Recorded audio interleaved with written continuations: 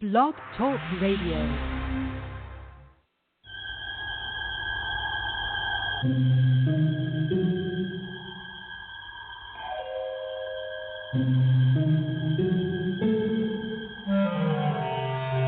Archangels, ghosts, and Bigfoot, oh my. It's just another night for Supernatural Girlz. Real stories, real answers to life's biggest supernatural mysteries. And now for another exciting interview with paranormal experts from this world and others. Here are your supernatural hosts, Patricia Baker and Becky Andreasson. Supernatural Girlz.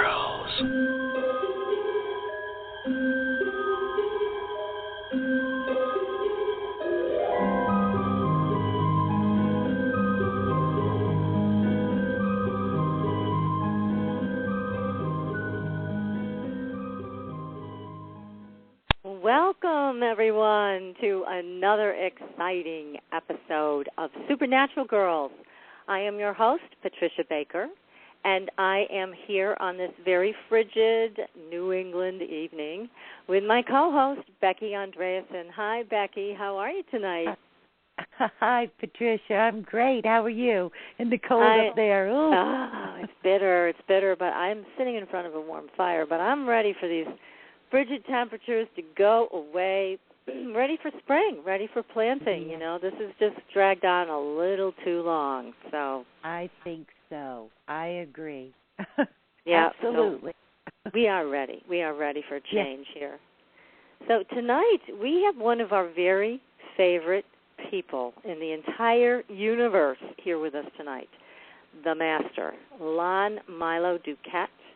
And we will be bringing Lon on the air with us in just a few minutes. You know, we have so much to talk about with Lon. I hardly know where to begin, Becky, but it's going to be fun. I know.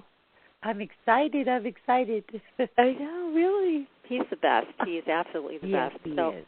I want to remind everybody, please sign up for our Supernatural Girlz newsletter at supernaturalgirlz, and that's with a Z.com, and we will keep you informed on all the latest paranormal news, giveaways, and discounts on products. And you'll also find our archive shows and information on Power Preppers, which airs Thursdays 6 to 7. Now, Becky, you know this past Thursday I interviewed Dr. Terry Walls, and she's a medical doctor who was diagnosed with progressive MS. And she brought herself back to wellness to the point where she's now out of a wheelchair and biking to get to her medical practice every day. So she's accomplished something that's unheard of in the medical community, and she did it with the paleo diet, supplements, exercise, and she has a new book out called The Walls Protocol, which tells you how to do the same thing. And you don't have to have a chronic illness to get this book, because it's about better health for everybody. And please go and listen to that show, especially if you have an autoimmune disease or you know somebody who does. Great information, and that's also on our archives. So it's under Power Preppers, The Walls Protocol. Yes, absolutely. Yeah. Autoimmune diseases are going through the roof right now. I mean, the numbers are skyrocketing. And Dr. Walls is one of those people who just went against the grain to find something that worked, and she did it. And she's sharing it with everybody. It's an amazing story. So now I have some paranormal news. You know, you and I have been talking about Malta all week. Yes. I don't know why. I'm telling you. Yeah, it is. I know it hit somewhere. It just got my attention. And yes. Malta is an island in the Mediterranean. It's off the coast of Sicily. But in 1940, a group of elementary school children entered a hallowed prehistoric underground shaman temple called the Hypogeum of Hal Slefelini. I don't know if I'm pronouncing that right. I think I am. Yes, but that anyway, sounds right. Sounds about right. They were with their teacher, and they entered the lowest levels of the temple, and the class passed a burial chamber on part of the lowest third level, which had never apparently been explored before, and then they entered a vast maze-like complex, but suddenly part of the passage collapsed, and they were all trapped. So the search party just unfortunately doesn't have a happy ending. We're unable to search for the class due to the cave-in, but parents of the children later said they could hear the cries and pleas of their children under the ground and in several places around the island for weeks. So after that, they closed off everything. The Malta officials just put up iron gates and wouldn't allow anybody in. But there was a British embassy worker, Miss Lois Jessup, who had explored the same burial chamber, and she had squeezed past it into the underground city beyond only a few weeks earlier than this event, and she recounted that after leaving her 3 companions in the burial sepulchre close by, she entered into a large chamber where a steep chasm dropped off into unending darkness below, and when she held her candle up higher to peer down into the pit, she says she saw 20 figures of giant stature emerging from an opening and walking single file on a narrow path. And then she said, can you imagine? They gestured up to her to leave, and a gust of wind blew out her candle.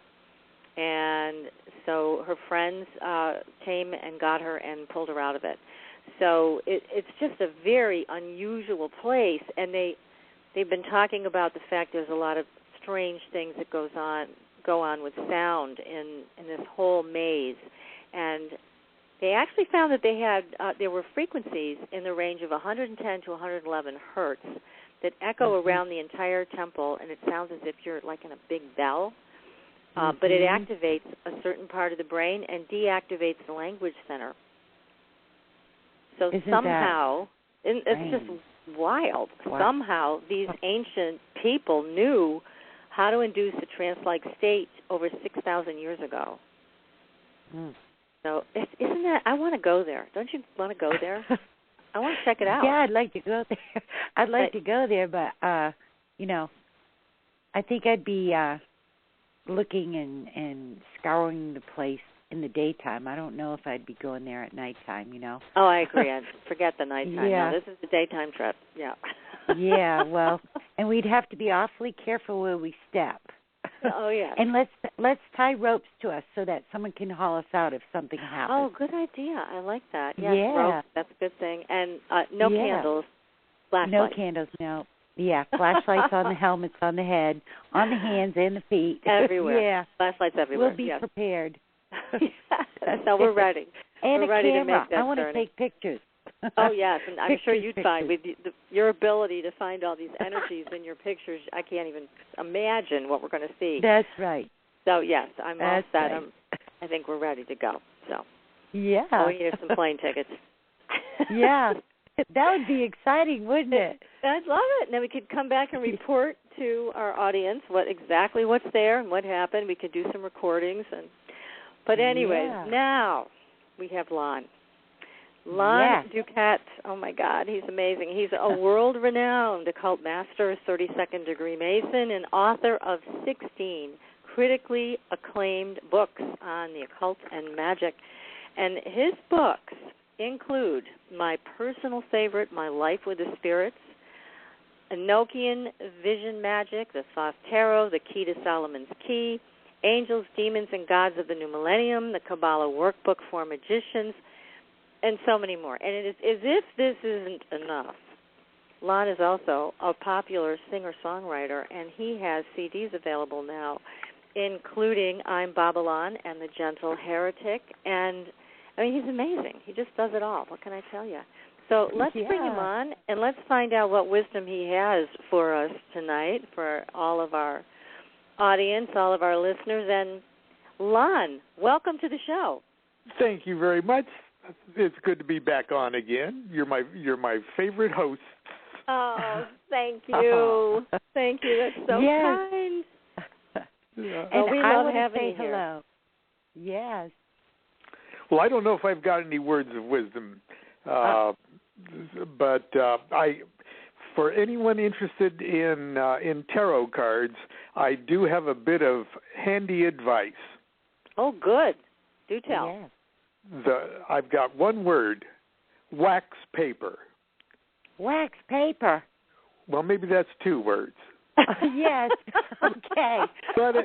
But anyway, I've been using I've got a favorite deck. If you read tarot cards, you probably have your favorite deck that you've had for 1,000,000 years. Yeah. And you work miracles with it. You're the Delphi Oracle with that.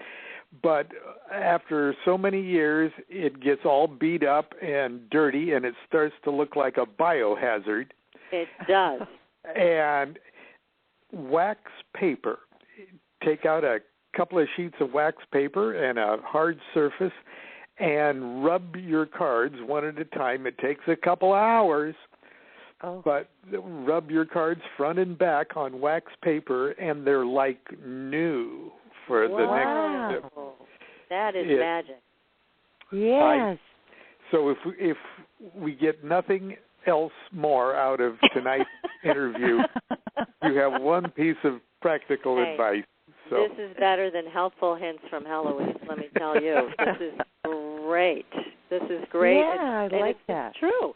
Because I do have my favorite deck, which is the Voyager deck, and it does look like it's a rat got to them. So yeah.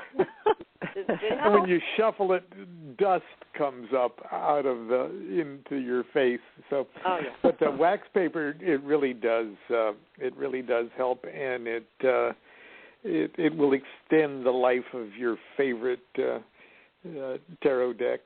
Oh, thank you, Lon, for that. That's amazing. It is. This is great. Now, I have to ask you, are you still offering private readings to people? Because a lot of people have asked me. Yes, I do that. I've been doing that for many years. So. And how can people contact you so that they can book a reading with you? My email address is no longer a private thing, I guess. Just my email address is just lonmilo@gmail.com. And you can feel free to contact me there about most anything. I'm not the best correspondent, but I try, and that's my email address, just lonmilo@gmail.com. I'm going to be speaking on tarot and reading in Shanghai this month. It's March now. Yeah. Yeah. How exciting! I know. Really I've never cool. been to China before. And, my goodness! Now, is somebody sponsoring you that is from the order, or how did this happen? No, it's a number of years ago. I spoke in Australia, and I met some tarot fans, and they've organized a tarot conference in Shanghai, China, this toward the end of the month here, and I'm going to speak. I'm going to do 2 lectures, and then I'm going to read and do demonstrations, and if they don't watch out, and they provide me a guitar, I may even force them to hear me sing. Well, that would be a treat.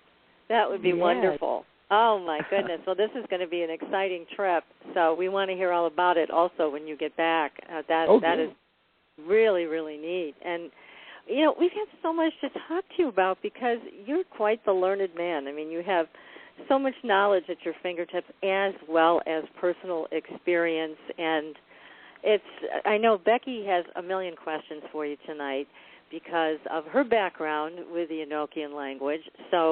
And I know you've kindly offered to recite one of the Enochian calls this evening also. But maybe could we start with a little background for our listeners with Enochian magic and a little piece of the historical picture before we actually get into the structure? And then I know Becky has all these great questions for you on this. Okay, Enochian magic. Enochian, as in the biblical patriarch Enoch, who was 8th from Adam or something, according to the mythology of Genesis. But tie-in is that Enoch was a Bible character anyway, not a historical character. Nobody is claiming that it's history, but the tradition is a human being who could speak with angels, who had direct access to the mind and consciousness of God. And Enochian magic, in its most generic definition, is communication with the hierarchy of intelligences, divine intelligences. So, in other words, talking with angels. And Enochian magic isn't. You don't do Enochian magic to bewitch your neighbor's cow or make the girl next door fall in love with you or kill at a distance or any of the fun things that everyone loves to think they can do with magic. But Enochian magic is like, would you like a conversation with an angel that happens to know absolutely everything about a specific area of nature? And you, in turn, as a magician, can hopefully use that information wisely to initiate your own changes in your own life and consciousness and stuff. So it's not. It's like, well, what do you say to an angel? You don't have it do any heavy lifting for you, but you pick their brain, Yeah. and communication doesn't necessarily happen as an audible conversation, but you get your conversation going. They communicate to you through visions. So if you ask a specific question about something, you may have a little vision. You may go on a visionary adventure of some kind, and that vision, that adventure, that little play, that vignette that you experience is the metaphoric answer to your question. And result-wise, Enochian magic is quite unique among magical practices because it actually works. How unique! Yes. Because it helps you attune yourself to that part of your brain or your mind that is sensitive to these visionary experiences. Nobody has to practice how to dream. You dream. Nobody has to practice how to daydream. You daydream. Oh yeah. What you need to practice on is focusing on the dreams, focusing on the daydream, turning your attention to it enough so that it registers to a more permanent part of your brain where you could actually write down what happened. This is a very important point that you're making. And I just want to stress this for everybody listening. This is where the I don't know what to call it. Is this the power point? What would you call this? Is this building a pathway that then creates the change in your life? Yes.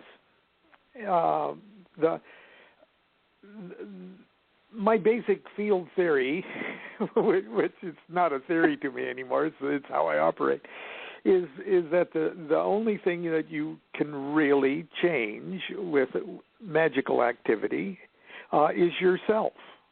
Mm-hmm. And you're dealing and working with your own consciousness. Now, that's not to say that very strange and miraculous seeming things can occur surrounding magical operations, phenomena, etc. But ultimately, that phenomena, the result of your magical activity, whether successful or a failure, comes from a change in your own consciousness, and not to sound like a cliche here, but when you change your consciousness, you change the world, and that's what is really going on with a magical operation. And if you've convinced yourself otherwise, you're deluded. And quite simply, you're deluded. Yeah, that's true. And but way back in Elizabethan times, we're talking about around 1570, and just around the time that King Henry VIII was getting ready to die, and the political intrigues of English monarchy, that dangerous period between Henry VIII and Elizabeth I, is a very wild and interesting time in English history. And England wasn't really a super world power then. Henry VIII had a good start on it. But there was so much intrigue, and his split with the Catholic Church made him so many enemies. And he didn't really have a clear heir to the throne. And Spain was getting ready to just eat England alive. And it was a dangerous time for England. But there was a man, a brilliant man, perhaps the smartest man on the planet at the time, named John Dee. And John Dee, when he was just a teenager when he went to Cambridge, he entered as a student, and within just a few months he was teaching, and he was brilliant, and he was not only brilliant in mathematics. He wrote this book on the commentaries on the propositions of the mathematician Euclid. They still teach out of that book today. It made him a superstar. Wow. It made him a superstar of mathematics, and he was an astronomer and a physician, and the guy was just an all-round Renaissance superstar. And he'd go to Europe, and they'd just mob his lectures, and everywhere he'd go, they'd just crowd the auditorium, and students would throw their mathematical panties on the stage at him, and he was just a rock star and so he was a superstar and very famous all over but he knew something about this girl, Elizabeth. He had, of course, he had done her horoscope and everything else, and he early on believed in Elizabeth, and he was instrumental, sort of behind the scenes, in making sure that Elizabeth became Queen of England. And when she became queen, of course, she chose him to choose the exact moment of her coronation, astrologically, and he was her one of her main counselors. He appears in that new movie about Elizabeth. New. It's a couple years old. Elizabeth, the Golden Age. It's about the movie about 3 or 4 years old. Yes, he's in there. Yeah, Wow. Yeah, John Dee's in there. But anyway, because he could travel at will throughout Europe, and he would be invited into the courts of all of the crowned heads of Europe because he was such a star, he became the perfect candidate to be a spy for Elizabeth. Ooh. And his what he did to relax was he created codes and ciphers. That was his relaxation. He loved codes and ciphers, and so it became really easy for him to write her dispatches in secret codes, almost, and they were complex things. The Da Vinci Code,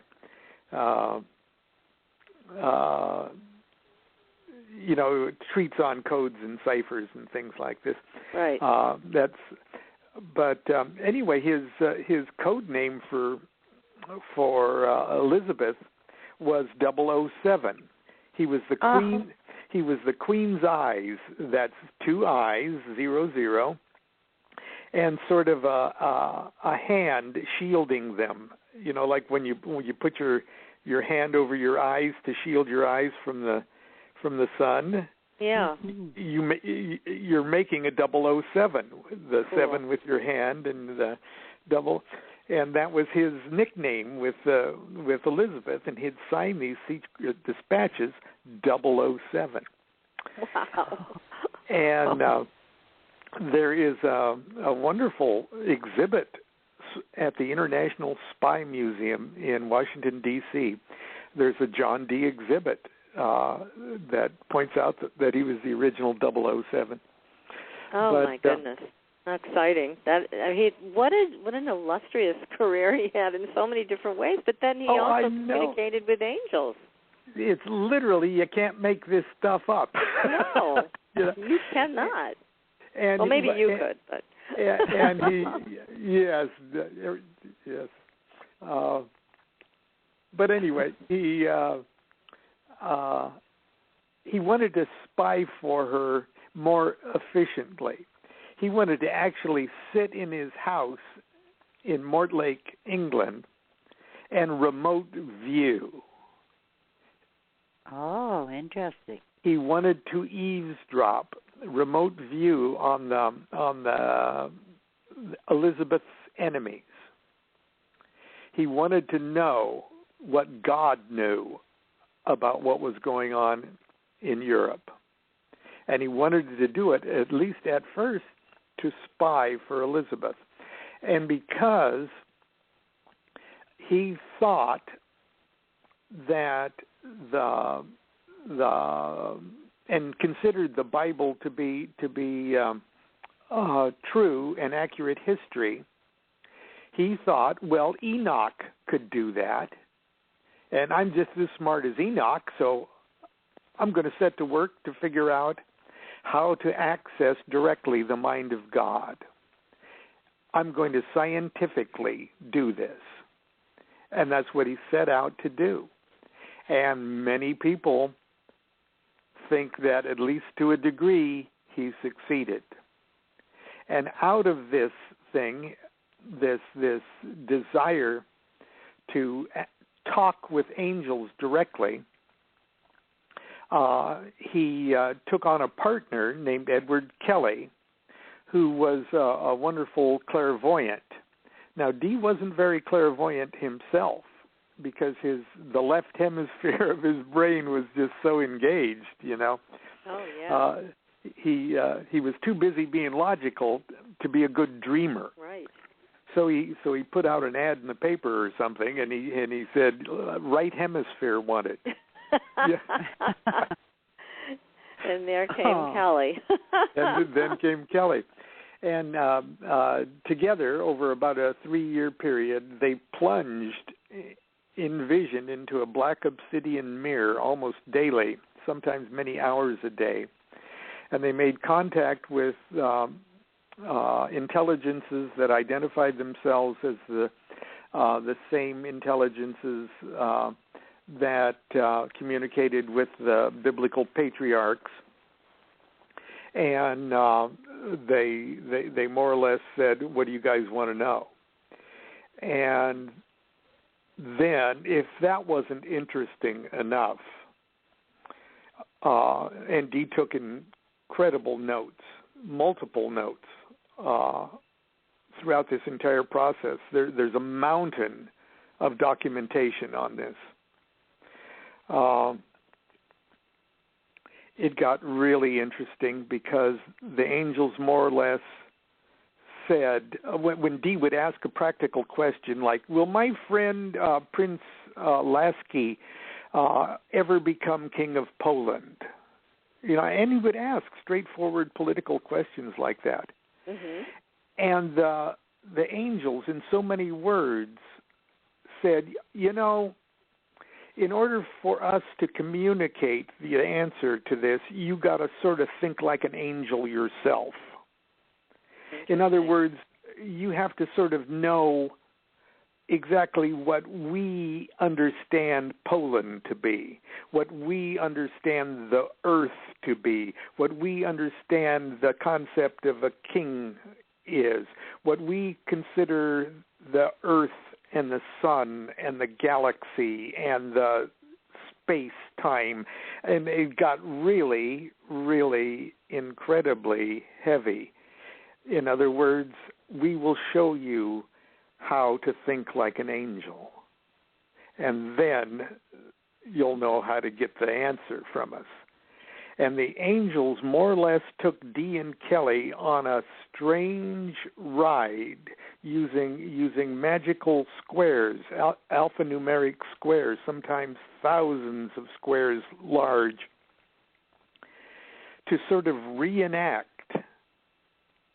creation from the Big Bang singularity, where all information and potential information of the cosmos explodes into the and creates a cosmos as it expands, and then cools and condenses into the same stages of creation that scientists today are telling us happen from the Big Bang to what you see here right now. And it got so interesting to these guys because they were being obliged step by step to follow along this process. And as they were following along, their own minds, their own brains were being mutated in this and rearranged and altered to start thinking like angels do. Now, I wrote a book called the Enochian Vision Magick, where I tried to bring the reader along this same path that Dee and Kelly went through, albeit I don't make you take 3 years to do it, but that's good.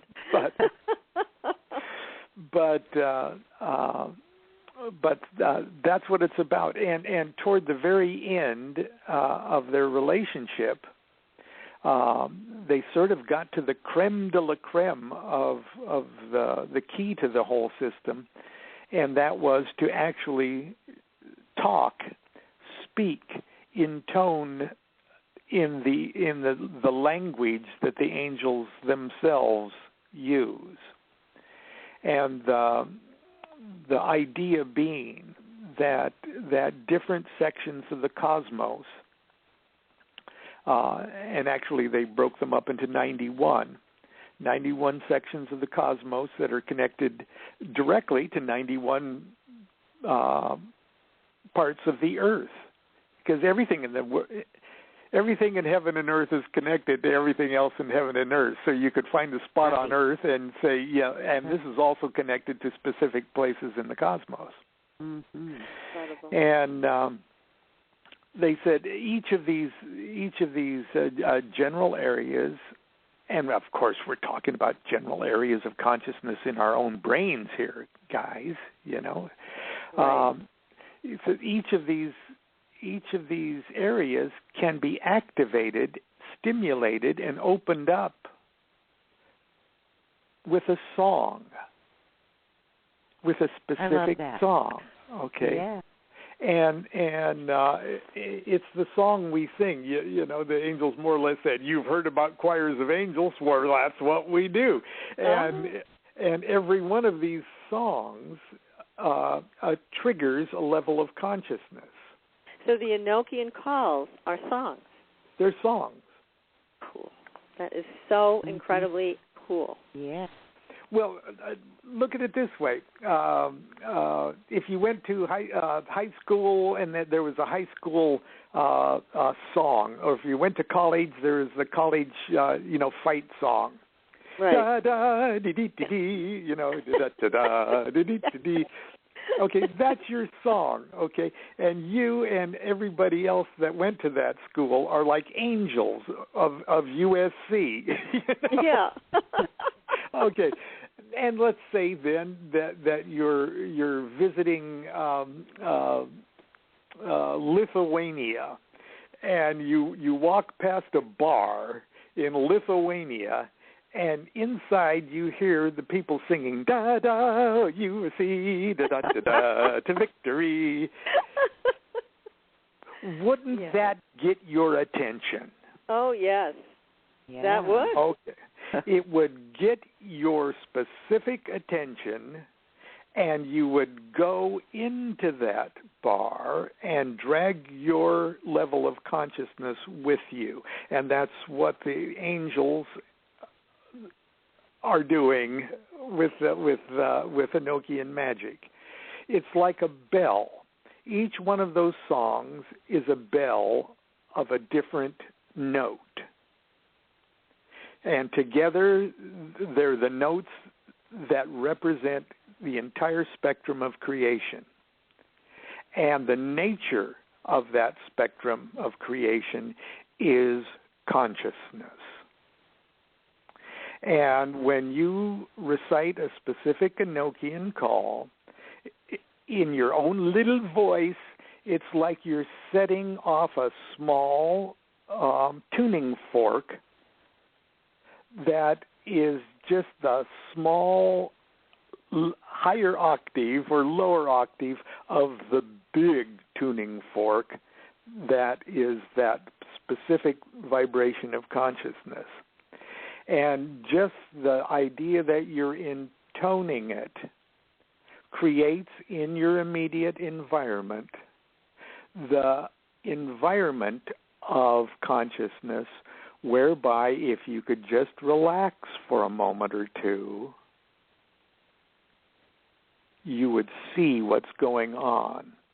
That is the best explanation I have ever heard of all of this. That's really great. Isn't this, Becky? I mean, it's like my brain is mutating to take it all in. But it's the way you're talking about this, Lon, you're making it so easy to understand, and it makes perfect sense. So thank you for this great explanation of how all of this works. Well, wonderful. Probably tomorrow I'll change my mind. Yeah. Oh, no. Now, don't do that. That's not the way it works at all. I don't. Who knows? It sounded good at the time. It did. Yeah. No, but that's more or less the generic thing behind it, and you don't have to get superstitious and project a bunch of dualistic nonsense upon this. We're literally using our own consciousness as it was meant to be used, and the real magic comes along with getting used to relaxing and taking advantage of that momentary shift in your environment.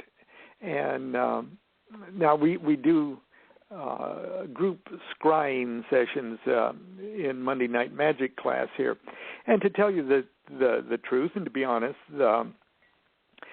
doing this in a group is not the best way to do it. I think, of course, the best way is to do it by yourself in your own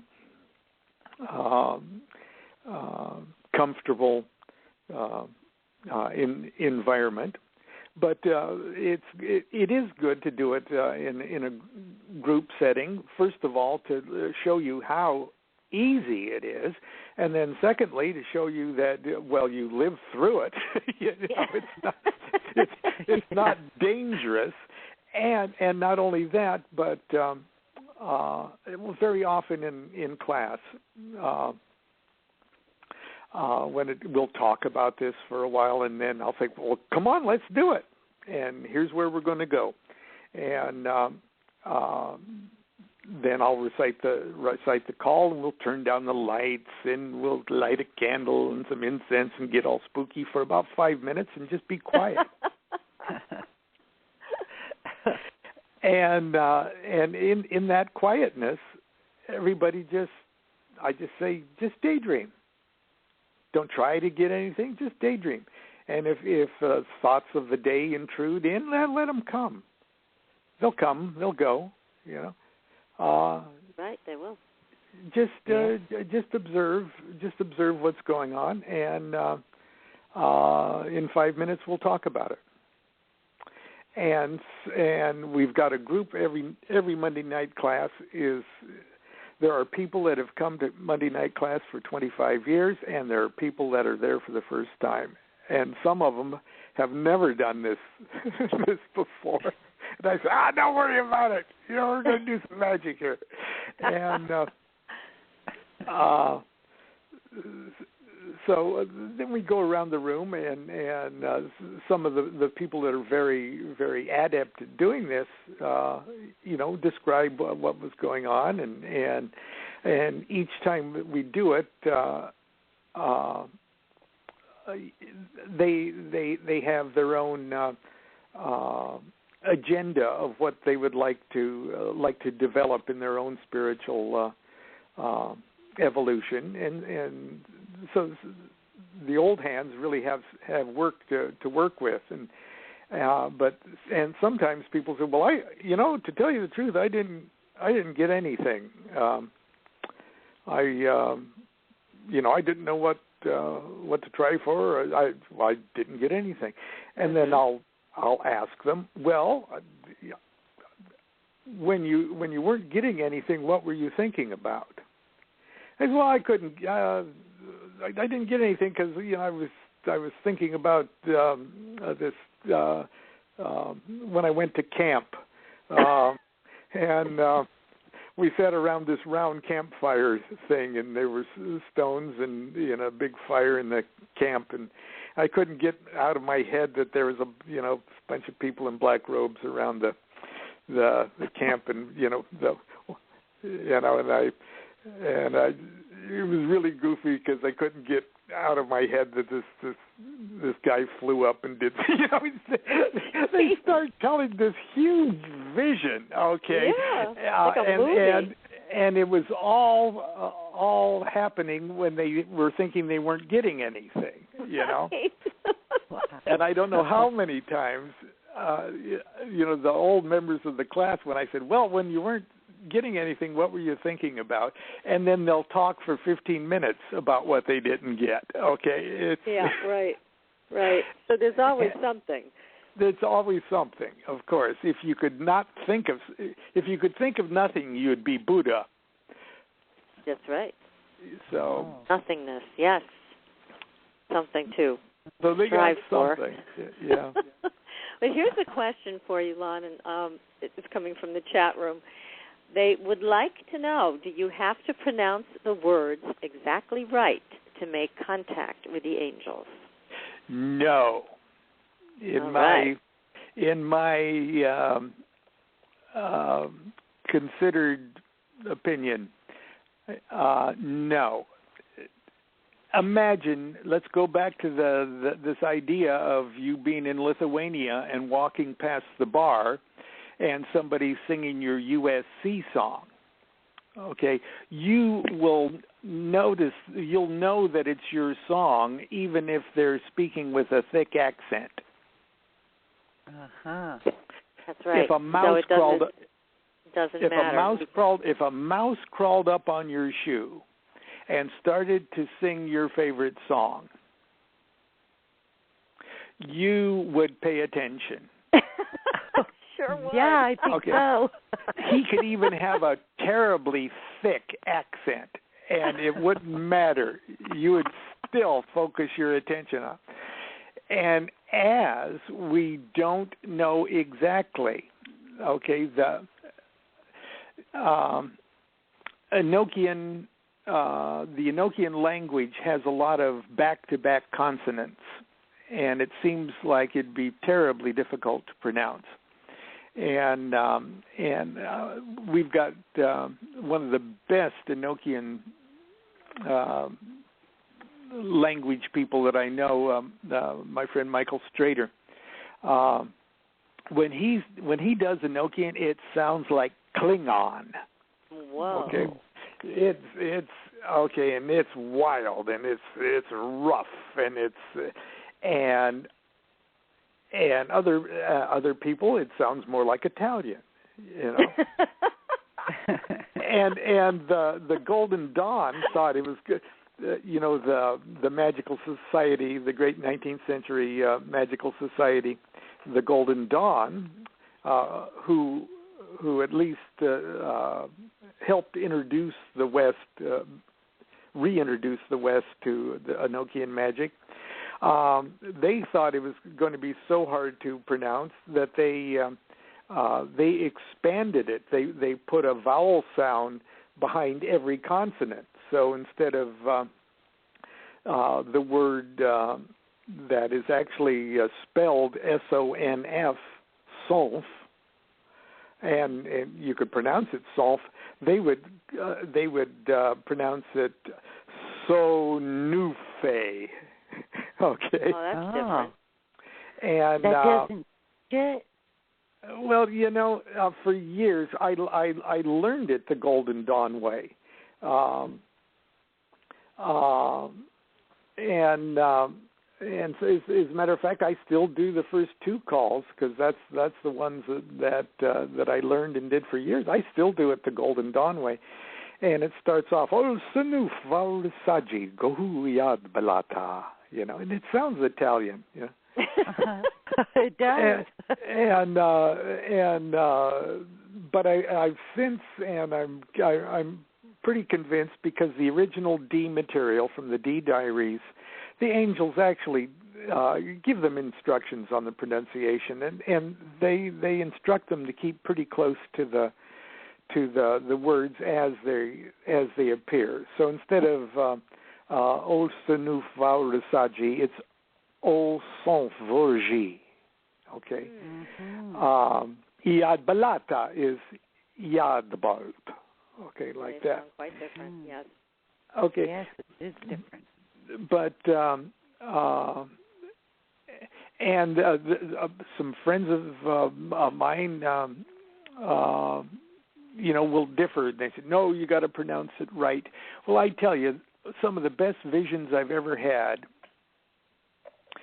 in a group setting have occurred after the most terribly butchered Enochian call I've ever heard has happened. Oh, there you go. We're laying on the floor trying not to laugh ourselves into. You know how hard it is not to laugh in church? Well, that's how it is. Okay, but halfway through us trying to stop laughing, it's the biggest Technicolor visionary experience. So I'm all for you. Just try to say it any way you can. That's great. Try your best. I guarantee you'll still get their attention. And all of this can be found, the calls and everything, in your book, right? Enochian Visions, Magick. And that is available, as all your books are, on Amazon.com. So I highly recommend it. I love this book, as I love all your books, Lon, as you know, but it's very straightforward, and it's very encouraging to hear you talk about this in this way, because people can feel free to try it, and it doesn't have to be exactly perfect, and they're still going to get a result with this. Absolutely. Good. This is so exciting. Well, we're going to take a very short commercial break. And also, at the end of the show, everybody needs to stay tuned, because I'm going to play one of Lon's songs, and that's going to take us onto the Blue Highway tonight. And I know, Becky, you have a million questions still. We've got to get to all your questions and your experience with the Enochian language. So if you have a question for Lon, you can call in at 646-478-0828. Again, that number is 646-478-0828. And stay tuned, everyone. We'll be right back.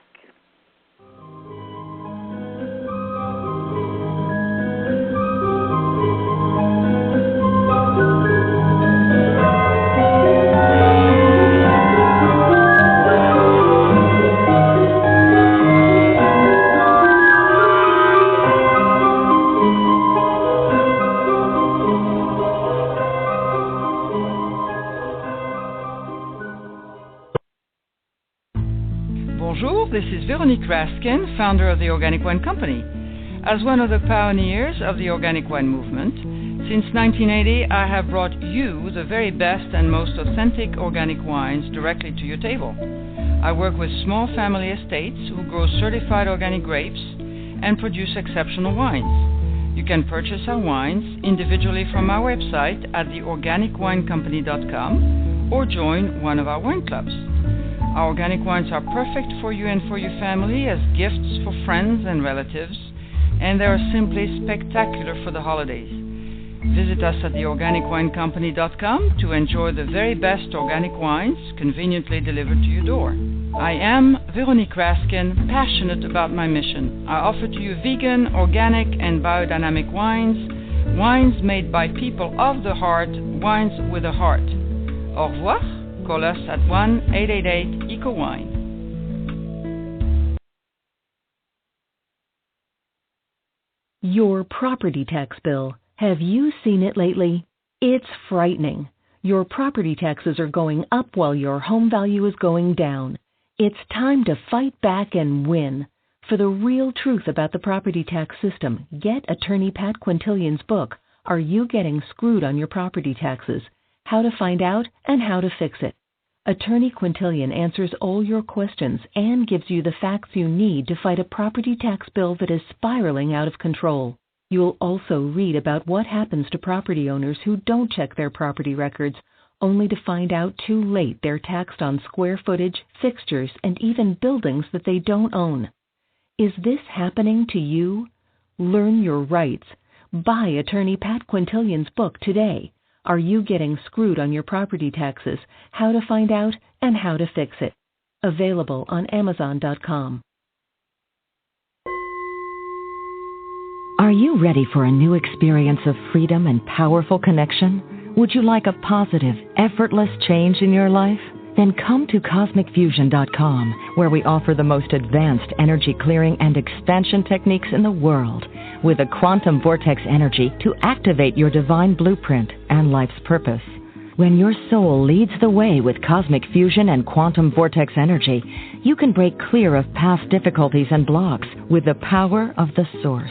With cosmic fusion, the source energy does the work for you. It's easy and effortless.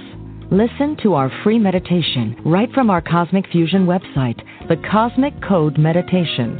Sign up for one of our interactive webinars today. Come to Cosmic Fusion, www.KOSMICfusion.com, to experience an effortless awakening and transformation. Are you ready for an upgrade? Are you ready for a new experience of living in the fifth dimensional magic and powerful connection? Then visit CosmicFusion.com today. CosmicFusion.com.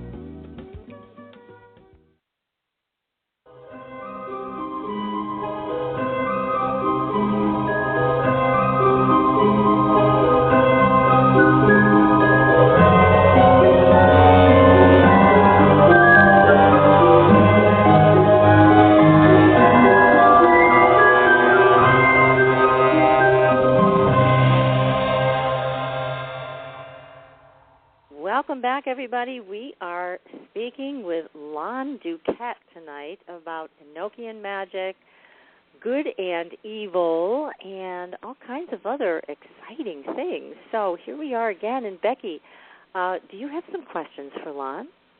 Yes, I do. First, I would ask, your take on people who are born with magic. I've heard this before. And why I ask is because firsthand, myself, I used to, when I was younger, play with what they would probably call elementals. I've had ET experiences from a young age, a child, a baby, all the way up. I've seen ghosts, heard ghosts, things like all this, and recognized this as a little child with no training whatsoever.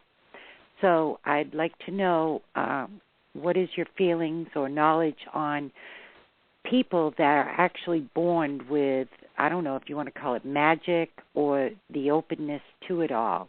What would that be? Would that be, something everyone is born with, or certain people are born with this? Well, just like certain people are born with different talents or different health challenges, or no two people are alike, period. Okay, right. And obviously we're monads of consciousness that are currently inhabiting these terminals that we call our bodies, but we're all really not really the light bulbs. We're really the light that's in the light bulbs. So right. Everybody is sort of born with a little bit different light bulb surrounding us, but the light, who we really are, is the same. Okay. Remember hearing about when you read about Greek mythology, or you read about Greek stuff, they always talk in terms of a golden age. Right. And every culture does. The Hindus have their yugas, and everybody's got this idea of a golden age.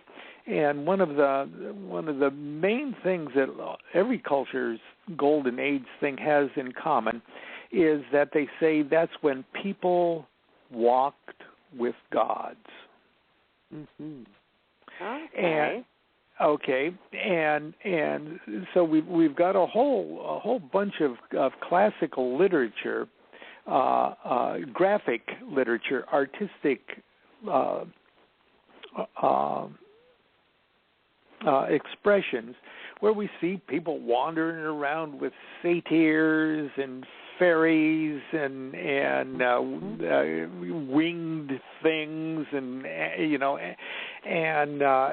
they're just walking around, and they went to great expense to have some guy chisel this out of stone someplace, and they go to great expense to chisel these little cameos and stuff, and it's in our consciousness, obviously. Mm-hmm. Obviously, people have been doing this forever, and there may even be cycles of civilization, whole cycles, where everybody is just doing this, where what we think is a big veil between the normal physical material existence and a dream state and elementals and natural hierarchy of other natural forces that are non-corporeal. We think there's a big veil in between us and them. But it looks to me like there are times, and there have been times, where the mass of humanity just thinks nothing of it. Oh, well, the other day I just bumped into an elemental, and he told me I was going to do, and. So you're saying there are times that that there may not have been a veil, that people didn't perceive a separation. Right. I think so. And so it's not so much that when you say people are born with it, well, heck yeah, some people are more in, and I can't tell you exactly why, and I don't want to open up the can of worms that might be your previous incarnations or whatever baggage or talents that you've brought through to this particular incarnation is allowing you to do it a lot easier than your classmates, in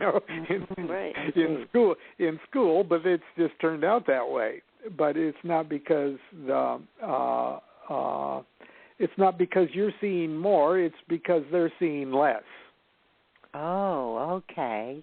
And you're just relatively speaking, you're just a little bit more awake than they are, and no two people are exactly awake in the same way. I think if we were all awake in the same way, we would realize that we're just one big consciousness. Well, yes, we're all connected. To begin with. Yeah, we would start there, and wouldn't we all be acting differently? That's for sure. Yes. Yeah. That's true. Incredible. Another question I have is, I've been taught since a child by what I call the elders, angelic beings, through ET experiences, this ancient angelic language. And I have since found out a couple years ago that the Enochian language, the symbols, are within this symbolic language that they have taught me. And I wanted to try to understand and know. I mean, there's a lot of other symbols within it also. Mm-hmm. I wanted to know if there was more Enochian language or symbols that isn't the norm that is out there. Oh, well, you would think so. I mean, yeah. Remember, the Enochian material that we're working with came through two vehicles of Edward Kelly and John Dee. Mm-hmm. And the material that we're working with, they're glyphs of consciousness. And if the consciousness is from our point of view, if we would try to wrap our meat brains around this non-meat super consciousness, we would see that the portions of this, expressions of this consciousness that these letters represent, are almost infinite. Mm-hmm. I believe that. And so it doesn't surprise me that someone else, other people who are also in tune with the same source of these letters or these facets of consciousness would come up with things that are very similar, if not identical, because we are trying to work with our meat brains and our meat electrical nervous systems. We're all kind of hardwired the same way. But Dee and Kelly just got their portion that they could work with, and you're getting yours. Yes, since childhood, I've been taught all the way up into young adulthood. Yeah. This language, and it's beautiful. And yeah. Well, I bet you can see the parallels with your experience and what Dee and Kelly were going through. Absolutely, yes, yeah. Absolutely. Only mine is more. It felt way more free because I was little as a child, and it was like very easy, more easygoing, and I know what it is, and I just speak it, and I just receive it. When I hear them speaking it, I speak exactly what they say, and I have the essence of knowing more or less what it is, but I've been taught not to stick my own thoughts and my own self into it when I'm giving a message to someone or something. It's very comfortable and very powerful. I can feel the vibrations even. Well, you're a lot luckier than Dee and Kelly, who were stuffy, old, hung up, uptight Englishmen. That's true. I guess I'm blessed that way, aren't I? that were doing all of this. Okay, they were worried on one end they were going to get burned at the stake, and they're worried at the other end that the politics was going to cut their heads off. So you can imagine how uptight these guys were. Oh my That's goodness! True. Yes, that's true. Yes, true. Because it wasn't accepted. I mean, this stuff it had to be done undercover. Right, and at that time. Your experience is more on the right hemisphere side, and because you got it as a child, your left hemisphere was blissfully kind of out of the way, and you're right. And it's a gift for you to continue to handle it like that, because it's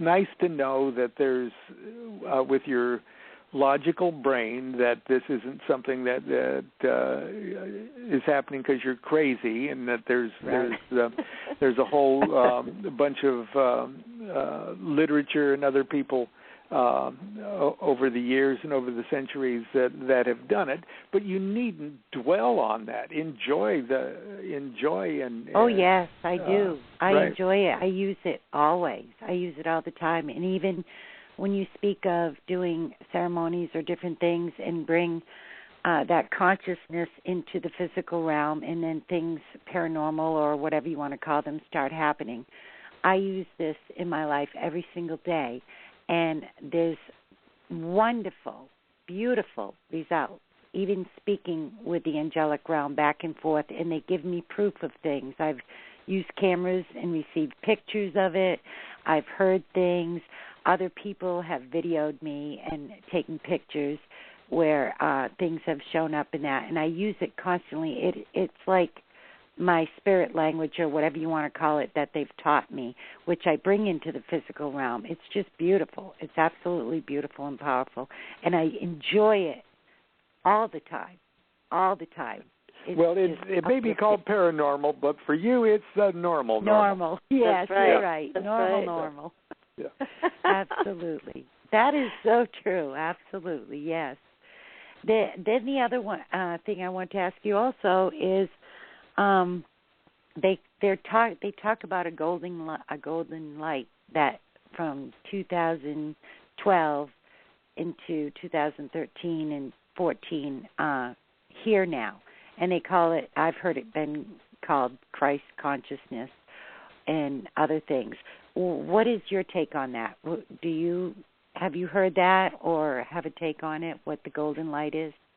Well, the different rays, okay, that rays of consciousness. I'm going to come back to that word over and over again.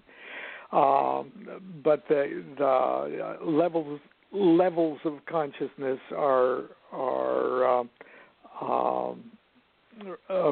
referred to by colors, because colors are vibrations of light. Okay, in the same way that consciousness or awareness or awakeness is levels of consciousness.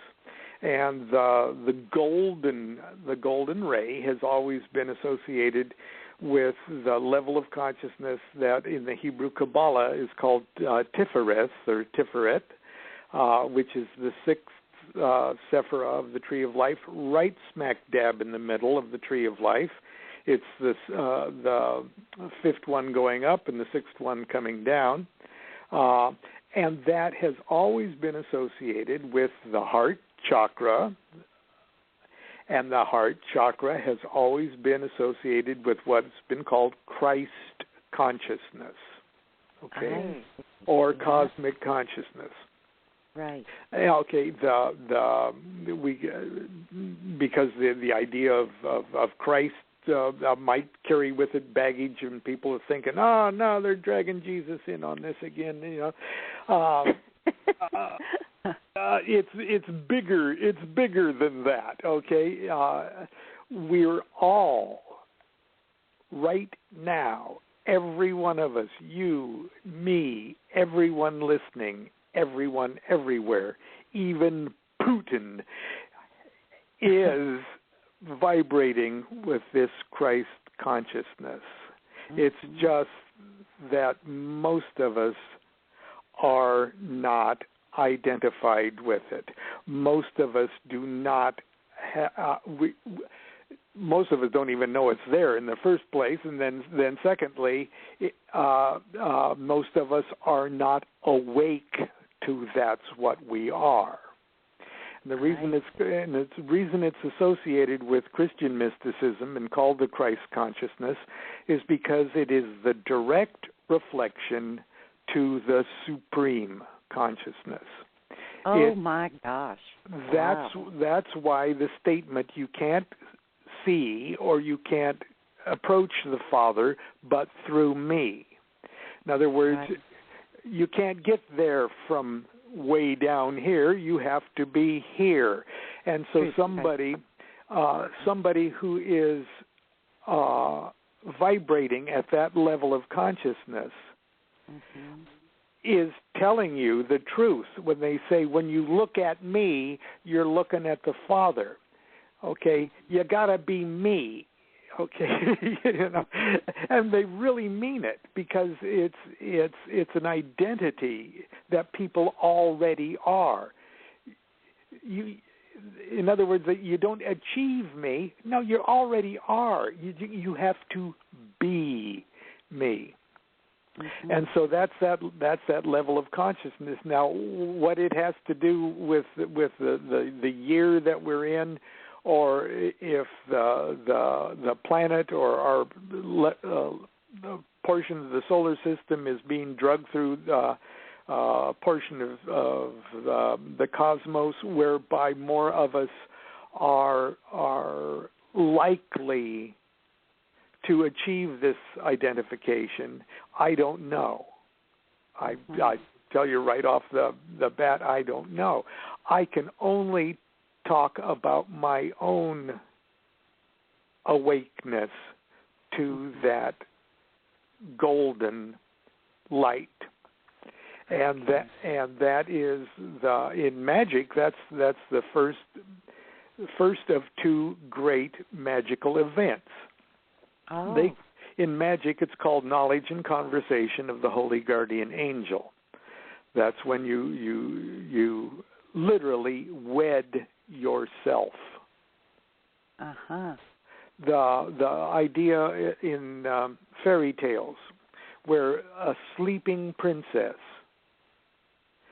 gets kissed by a prince and she awakes and they marry. That's the Holy Guardian Angel. That is waking up to that golden light. Wow. And if you follow that fairy tale analogy even further, when we are the sleeping princess, the Christ consciousness or the Holy Guardian Angel is the prince. The kiss is when we finally know who we are. Yes, I believe and that. It's an ecstatic experience. That's why people like Rumi go bopping around after they've got it, and they can only talk about this in terms of romantic love, because it is the most romantic thing in the world. You fall in love with the freaking universe because it's because it's you. It's you, and you finally realize, and it's the sweetest homecoming that you can possibly imagine, and you light up with golden light. The heart chakra is completely blasted open, and that path to the number 1 on the tree of life is then opened. The direct path is then opened. Wow. And you've only got one big more magical conscious crisis to go through. So there's one more event after this. Yeah. Well, that's I guess you'd probably compare that mostly to, that after that comes Buddhahood. Aha. Oh, okay. My word. Yeah. Wow, Patricia. Yay, caramba. Really, this is great. Again, my mind is continuing to mutate, to accept all of this, and to really understand it. And again, I love how you're describing it, and you're sharing your information on this, because it does fall into place. When you talk about fairy tales that way, it's not just some story. There's a lot of depth in that about who we are and why we're here, and what we're doing or not doing. So it's so helpful to hear you explain it this way, Lon. Thank you. Yeah, thank you. That is great. And I read that there's a book or a dictionary type thing that you were going over some words that were given in a class and found out exactly what they said or meant. So do they have a book out there that is like a dictionary to the Enochian language where if someone is speaking in this language and they can look back into the dictionary and try to figure out what's being said? Yes. Good. Okay, that's really good. I'd like to find it, Ron. I'll go on and tell you more. Yes, there is a book. The Enochian language, as received by Dean Kelly, and the process that they received it was letter by letter. Part of it was received backwards, and they were told to turn it around and spell it forwards. These calls, these songs, were all delivered one letter at a time in visions. And when Dean Kelly had no idea what they meant, what they were about, or if there was any consistency at all, they just dutifully wrote down the numbers as they channeled them, or the letters as they channeled them. Then, after the calls were completed, they were then given the translation to what it means. Okay, and it sounds like psalms, or they sound beautiful. They're beautiful prose poetry that are kind of spooky, and but then they discovered that there was total consistency in the nouns and verbs and adverbs and adjectives, and they discovered it was a real language. Mm-hmm. The translation, the English translation, were translating real words. Now, do you know how hard it is to create a real language? Can't imagine. It's almost impossible. Okay, even Esperanza, is that Esperanto, or what is that? The modern language that someone tried to invent. Whatever that was. Yeah, it's not Esperanto. It's something I forget how they pronounce. But anyway, one of the world's greatest linguists. He's not a magician. He's not a metaphysician. He's not even a spooky guy. He is he's passed away. Donald Laycock, Dr. Donald Laycock, was very fascinated with the inability of humans to actually start from scratch and create a language. And somebody mentioned that John Dee, the famous English, politician, genius, did it, and so Laycock went to the British Library, and it blew his mind. It blew his mind so much that he took a few years out of his life to write the complete Enochian dictionary. Wow. And he doesn't even go for the magical stuff. He said, well, I don't know what the heck these guys were thinking, but whatever they were thinking, they created a real language, and it's blowing my mind. And so yes, it's called the Complete Enochian Dictionary, and it's by Donald Laycock, and it's published by Weiser, who is my main publisher. And the first night we actually practiced Enochian magic at Monday Night Magic class, our scryer fell into a sort of a trance, and he started speaking Enochian. And it was the first night somebody at class had brought the Enochian dictionary. And we had a tape recorder running, and after class we played the tape back for about 90 minutes over and over and over again until we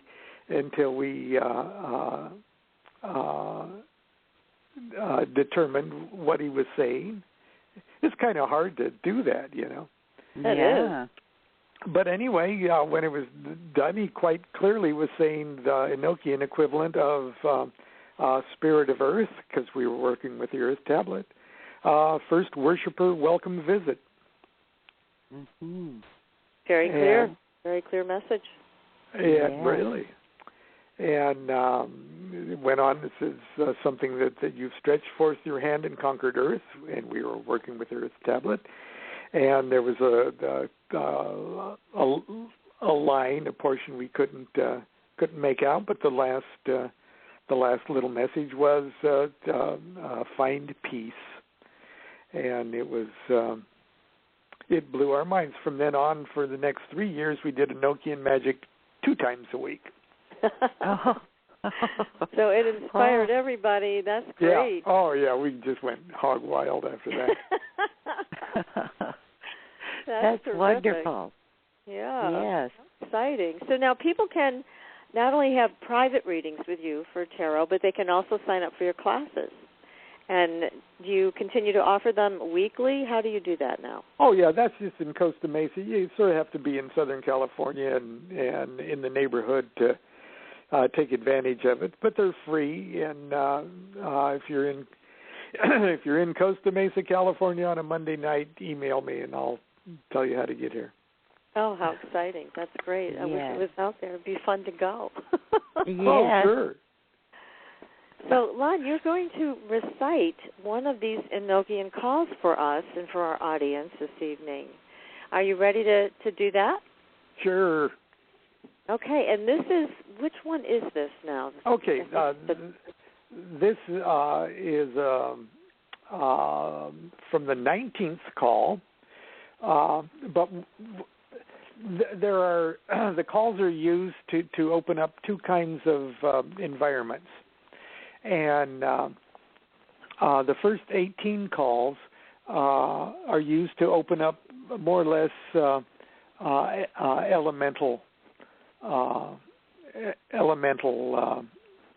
environment that would deal with the elements of fire, water, air, earth, and spirit, and the subcategories: earth of earth, fire of fire, water of earth, etc.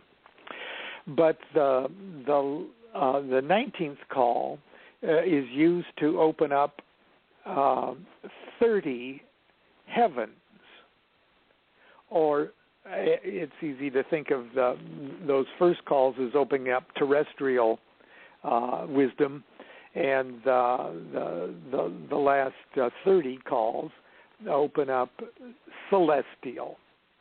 So I'm going to do the lowest of the celestial aethers. They're called aethers or airs or heavens. And so this would trigger a level of consciousness that we're all probably pretty used to, because it is so close to the normal waking consciousness. So we can't get in too much trouble. That's good to hear. Yeah, that's good. That's good. So now people can just relax and close their eyes and listen to the call and see what comes to them. That's right. And the name of the name of the aether or the environment is Tex, T-E-X, and it's very close. And there's 4 presiding angels that reside, and I'm going to repeat their names too. And that's Taongla, Gemnimd, Advorpt, and Dazenal. So you'll hear me say those words afterwards. And then, if it was at class, then we'd just be quiet for about 5 minutes. But we can't do that on the air. But just relax.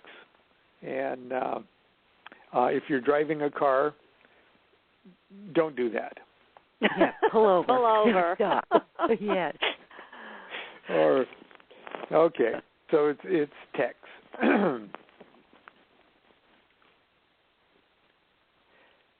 Madrias, dies prof Tex. Kis mi kaols, senir kaosgo, od fifis balvithras yada. Non ka gohulim, mikama adoyan mad. Yorod bliorb, soba uoana kis lucistias peripsa. Dies abresa non sniz taib kaosci, Otil blad fedam plas. Tuad nons G Mikal Zoma, Elvaz tafglomar biari doigo. Odol zort yad alcohol. Kaos gatabiod siner. Od Christios il poil tiobel bazgil tilb noan, pai dors bad od rimni zelna. Il zap tilb, Parmji peripsax, ota quels buapes el nibem mucho simp.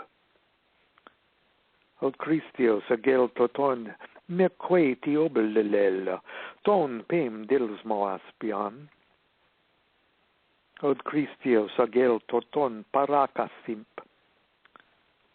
Codzis, dod palod fifisels menad, od farcht pam sommawas, Kunizbra o avavax tonug. Oscar tibel no asmi tabjes levithmong, unchi tibelors, baglei, muwa ol cordzis. El capimao, ixomaxip, od caco casab gafse, baglen pi tianta a Babylon, od farcht teluk vovim. Madriax tozu, o Adriax orocha abro apri. Tabiori priars artabas adrepen curs dedubix. Il cam priasiarco asior, od quas queting. Repeer pavax agocor, umelod pridza cacoia ioive cormpt. Tozu zakar, od zamran as sibsibut mona, dies surzas tierbaltan, odo sikleque, odo zazma plapli yadnamad.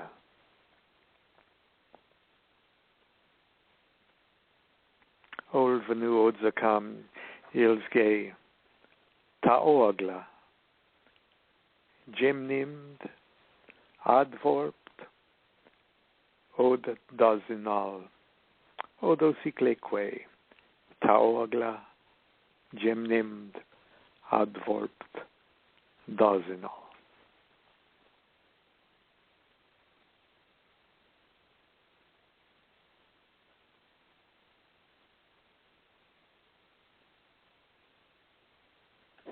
That was so beautiful.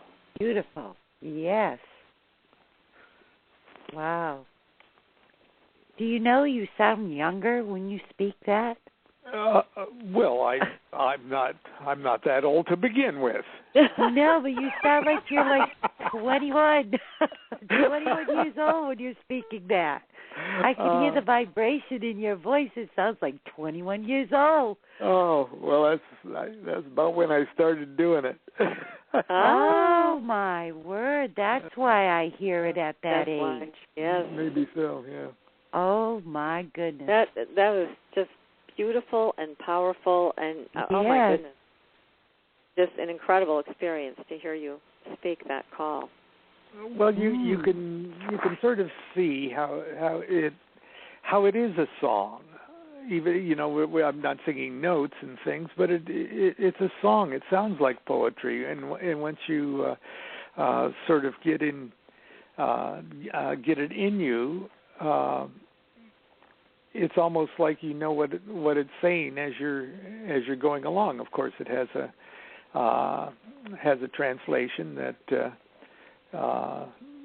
is very inspiring in and of itself. But and there are people that do Enochian magic and just do the English translation of the thing. But to tell you the truth, the magic is in the vibrations that are set into motion in the room by the angelic language, at least in my opinion. Yeah, it makes sense because it's like what they began to do with John Dee and Edward Kelly is make them see things from their point of view as an angel would. So that makes sense that you would use that language in order to achieve that. Yeah, they went through a lot of trouble. Sure did. A lot. Yeah. Well, there's 3 years of this, but go ahead and use the English. Yeah, really. I mean, but you know what amazes me also is just the amount of notes they took. I mean, this is just so meticulous with everything that they kept track of that they were receiving. And, I mean, oh, my goodness. It's just an amazing body of work they put forth with this, shared with everybody. Yes. And all the pieces eventually they had to have. Could you tell us a little about that? They constructed, you could call it magical furniture, and but the different toys, the magical furniture and the lamens and the great tables and everything else. The tables toward the end helped organize the universe, but there's one big table called a holy table where they set everything up. They set up literally an assembly of. They had a wax tablet, and on top of that was. And it was surrounded by talismans, and top of the wax tablet was an obsidian mirror that it's really cool stuff. And if you sort of follow along what it is that that table represents and how that the letters on that table were distilled from many, many other letters, and those letters were distilled from many, many, many, many, many other letters, and that those were distilled from many, many, many, many, many, many letters. Your brain is sort of following the process of evolution from Big Bang total potentiality to manifest universe. So by the time you sort of wrap your head around what's going on here, you'll see that holy table and that assembly of things is really a miniature working model of the cosmos as it stands now. And when you put it up in your living room, you're impressed. Wow. Oh. And when you're that impressed, then magic is kind of easy. Magic's already happening without you. You just want to quickly get into the driver's seat and strap yourself in. That's right. Oh, that's funny. Oh my goodness, that's funny. Yes. Oh, jeez, this is great. You're giving us such an in-depth understanding of all of this. And again, for people who would like to get Lon's book on this, it is called Enochian Vision Magick, an Introduction and Practical Guide to the Magic of Dr. John D. and Edward Kelly, and it is available on Amazon.com.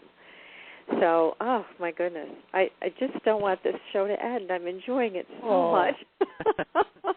Yeah. Now, I also want to ask you, Lon, I saw that you did a presentation with other folks just recently, and, you know, the whole concept of good and evil is you have a whole different take on that, and I'm always fascinated by what you have to say with good and evil, angels and demons. I mean, what is all this about? Well, I did a talk for the 10th annual conference on pagan studies. It's a thing that's held by the Claremont University here, and the name of my talk really explains everything. The title says everything. I just kept talking because they gave me 40 minutes. Okay. And the title is Good and Evil, Get Over It. Okay. That's great. And my point is that people look at God and deity and angels and stuff in terms of that being good, and then they look at spiritual beings, whether they're metaphoric or real in their minds, as being the devil and demons and evil, as being opposed to that goodness. Okay. Mm-hmm. And I use the example of King Solomon, okay, King Solomon, when he was given the task of building a miniature working model of the universe of that Temple of Solomon, he entered into the mind of God. It says he entered into the presence of God. In other words, he raised his consciousness to supreme level, and then God gave him wisdom, according to but part of that wisdom was God told him how to build a temple, and he built a temple using the labor of demons, using the labor of evil spirits. And that story, that tradition, is telling us that those so-called evil spirits are really part of the big tapestry. They're part of the big plan. And if they're under the guidance of intelligent direction, they're not evil. They're only evil so much as you're tied into this idea of a little good. There are little goods and there are little evils. And as long as you're locked into that looking at a good that is so small that it can have an opposite, then that good isn't good enough. And is that making any sense? Okay. My brain is mutating again, too. Well, I'm looking at balance. There has to be balance in the universe, you know. So there's a little of this and a little of that, and get over it because it's both there. Is that what you're saying? It's both there. It's you, okay? You have to be the wise director of all of this, because so I've got to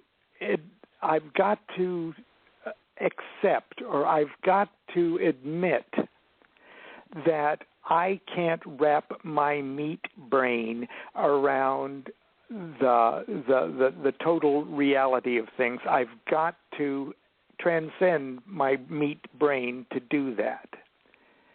And if something if my idea of deity is so small that it can have an opposite. In other words, if I believe in a God that has a devil who is equally as evil as the God is good, then my God is too small. Okay. I need, and everybody, the supreme consciousness is so big it has no opposite. And I have to view that huge supreme consciousness is transcendently good. It's a good that is so big it has no opposite.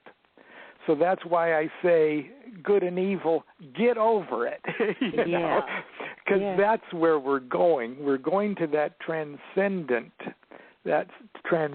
consciousness that it is so big that it is beyond duality, beyond good and evil. So that's beautiful. Yes, I like that. I do too. Yeah, and it's very. It encourages you to reach for that. I mean, having that explanation and having that understanding, and it encourages us to come out of our small selves and to look at something that's that much larger, that much all-encompassing. That's great. Well, it should that we're part of, actually. It should pull the idea of fear, your fear of evil, right out of the equation. And fear is one of the worst things that you can inject into your life for on any level. Yeah, that's true. Yes, it's very destructive. And living with that duality in your mind is a poison in some ways, isn't it? It is. And the Solomon is the magical archetype. A good magician is a good Solomon.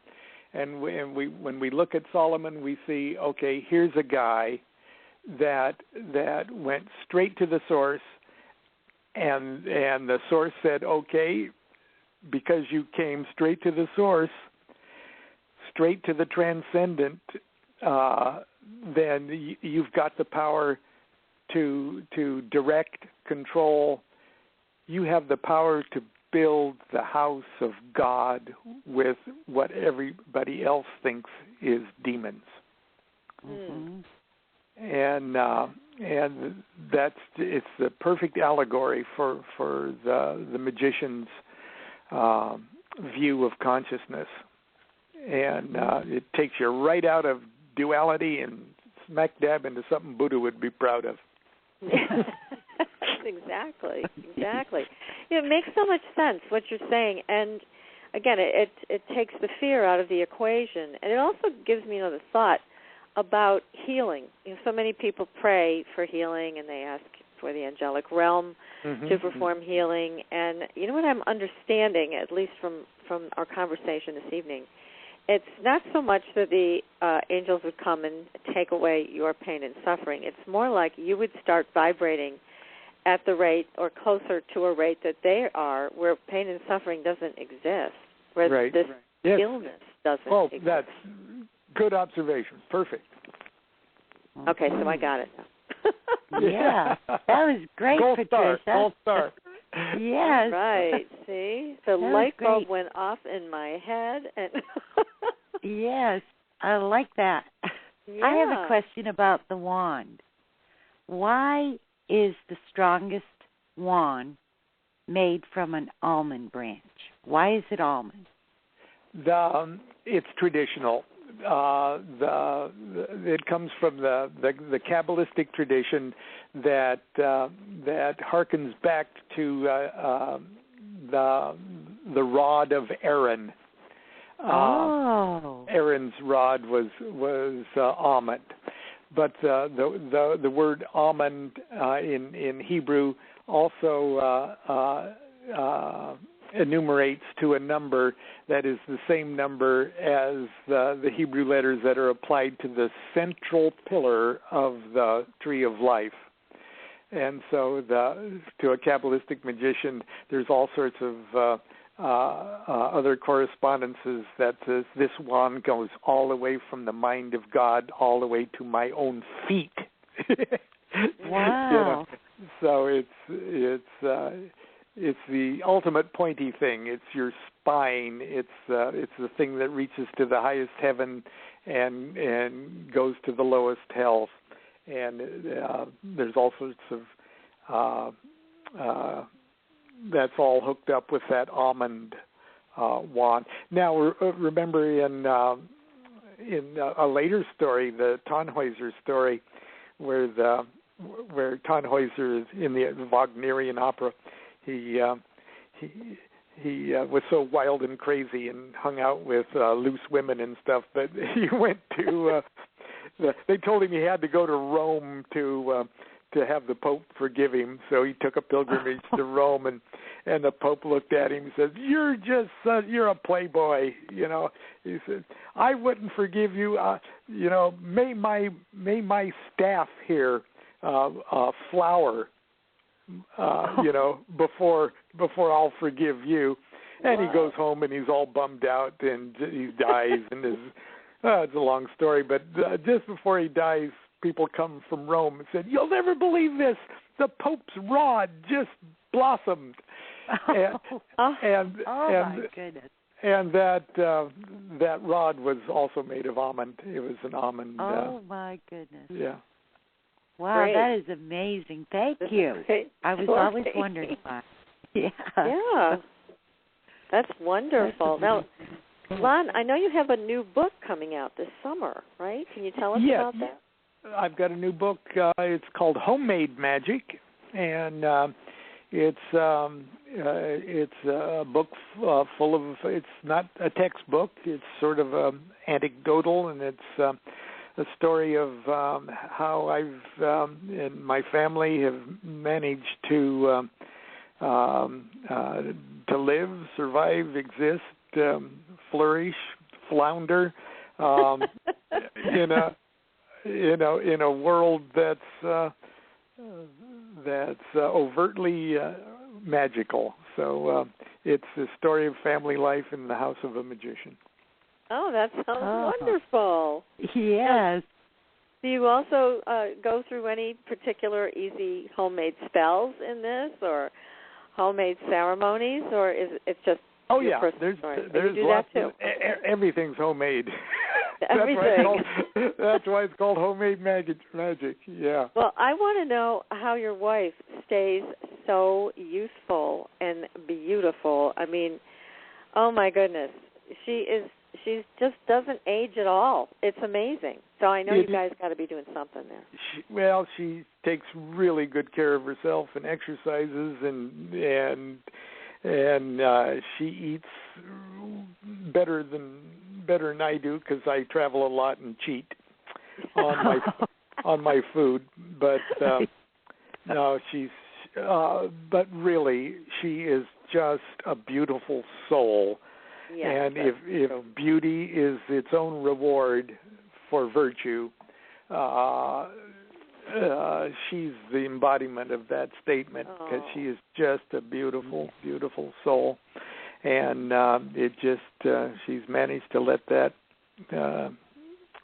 express itself through her physical beauty too. That's a beautiful thing to say, and it's so true about your wife. She's and very I wish she was lady. listening right now. That would have bought me. I might get lucky tonight, but she's out in the living room with my son and grandson tonight. Oh. So. Well, the show's archived. You can just cue it up to this point, and there you go. Hey, honey, listen to this. Listen to this one. Oh, well, she's lovely, and your son is also incredible, and your grandson's the most adorable little boy. What a smile on him. He could, yes, You're blessed to have such a beautiful family. You really do. So Magick, you've been doing something right, because Magick is definitely on your side with all of this. Well, I've been a very lucky guy. You have and been.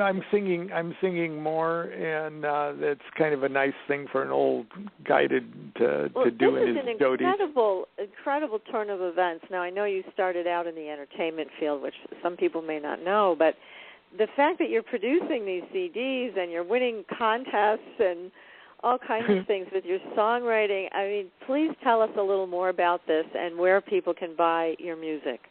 Well, the best place is, of course, you can get it at Amazon. You can get it right from the record label, but you can also get it at CD Baby. That's the best place for CD Baby, and just so I've got 3 CDs and a couple of singles, and I don't really write magical songs, but I did write one of them just for fun, and it has something to do with like King Solomon and working with demons and stuff, and it's the only overtly magical song, and I think I sent it to you. I don't know if that's we're going to play this. I have Lon's song right in front of me here, and at the end of the show, we're going to play that for everybody. It's a great song. And what are the names of your CDs so people can know how to search for them and find them? Okay, the first CD, which came out about a year and a half ago, is called I'm Baba Lon. Okay. So that's the first one. I'm Baba Lon. And the second one is called Baba Lon 2. Okay. And the third one that just came out just a few weeks ago is called Gentle Heretic. Beautiful. So all of these are available. And you also do live performances in California and other places. I've watched you on Facebook. You're going all over the place, singing in cafes, and I see you in recording studios, these pictures that you're posting. It's so exciting. Yes. Most every place I go, I do my lectures in the daytime, and I'm booked in the club at night. I'll be going to Europe in May and June, and I'll be doing 11 countries in 12 cities. Wow. And every one of them, I'll be doing a club date at night and talks in the daytime. I'm just. It's the best I hope I stay place healthy. here. Yes. It's great. It's so exciting, and you're such an inspiration to people. It's like you have this idea. This is what I'm going to go back to and do, and you've done it successfully. You're selling these CDs, and you're out performing, and oh my gosh, this is exciting stuff, Lon. Yes. Gosh, congratulations. I just turned 65, so don't expect me to dance. What? A magician that doesn't dance. My magic isn't that big. Oh my goodness, that's great. Well, again, I want to encourage everybody to look up your CDs online and purchase them, and take a look at all your books. There's 16 books here you can choose from. My personal favorite is always going to be My Life with the Spirits. It is a great book, and I still have it in my mind that this needs to be turned into a movie. We got to make it a movie. We do. I mean, we absolutely do. My grandson's got to see it on the big screen. I'm all for it. In fact, I've got some new thoughts percolating on how that can happen. But you guys out there listening, if you haven't read My Life with the Spirits, you are missing out. You have got to go and get that book. It's a great book. It's laugh out loud funny, and yet full of great information. It's just a wonderful life story that you put together in that book, Lon. Just tremendous. Well, the homemade magic will be like My Life with the Spirits Part 3. So. Oh, good. Yeah. And when is that coming out? That officially in August, but we might be able to actually see it in June or July. So. Oh, good. And who's publishing that one for you? That's Llewellyn. That's my Llewellyn. Okay. Second book with Llewellyn. Yes. Oh.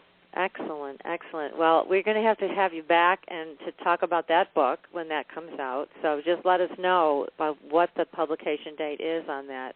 Oh, I won't let anybody not hear about that. Oh. That's good. You announced it. I'm such a wallflower, yes. Well, this has been great. What a wonderful 2 hours with you, Lon. Thank you so much for joining us. Thanks for having me on.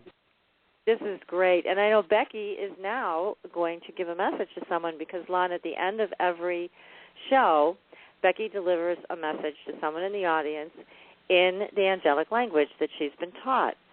So we're going to, Becky, have you do that, and then I'm going to play Lon's song, and that's going to take us to the end of the show. Wonderful. Okay.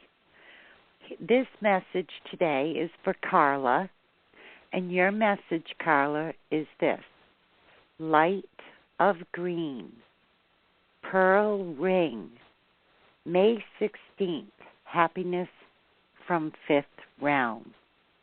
Kurasohaka Nyambu Kuriate e Ishuandaha Hakuma Asbak Kushilerea and Ninian Noyoshia Lereyasa Tiki Kimiato Shua Le Tijasa Inti Kimiata Siasa. Carla, we are with you. And there's your message, Carla. Let me know if you hear it. Email me or write to Supernatural Girls. And there we go, Patricia. Well, thank you, Becky. And again, thank you, Lon. Thank you so much for You're all welcome. your time tonight, all your wisdom and your laughter and everything that you brought to us tonight. It's been terrific, just terrific. So I am going to say a short Enochian prayer that when I loaded this file, it actually is going to work. So I'm going to hit play and hope that we can now hear your song to take us out tonight. So thanks again, Lon. Okay, thank you. Bye-bye. Bye-bye.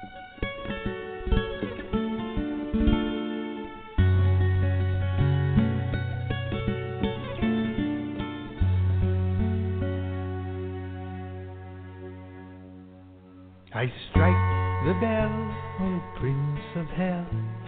I thank you for appearing.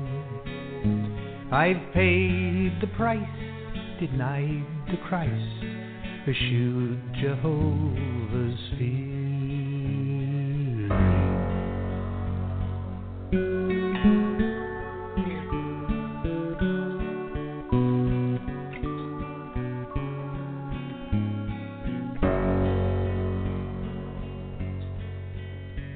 How now, my son, 'twas neatly done. Your magic doth astound us. Say on your need and we'll proceed. Your triangle has bound us.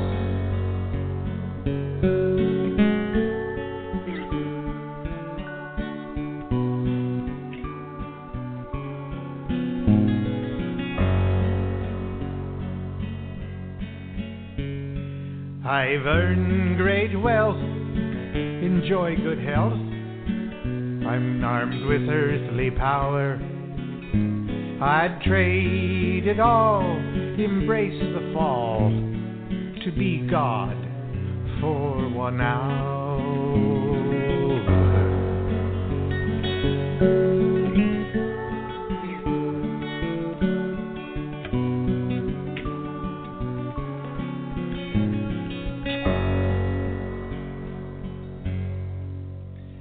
Could be done. Might be fun, but master, you'll be snoring. Please change your mind, you'll surely find that being God is boring.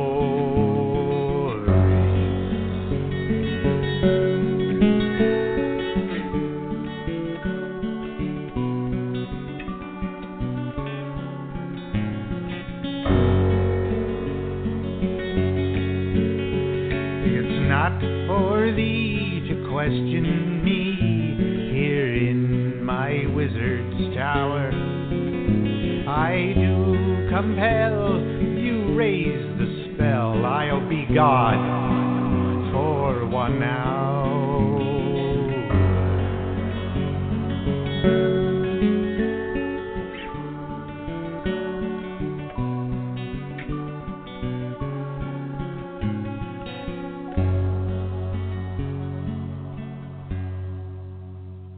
So mote it be, O deity, before your throne we cower.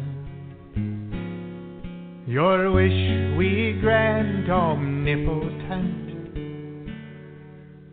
your God, for just 1 hour.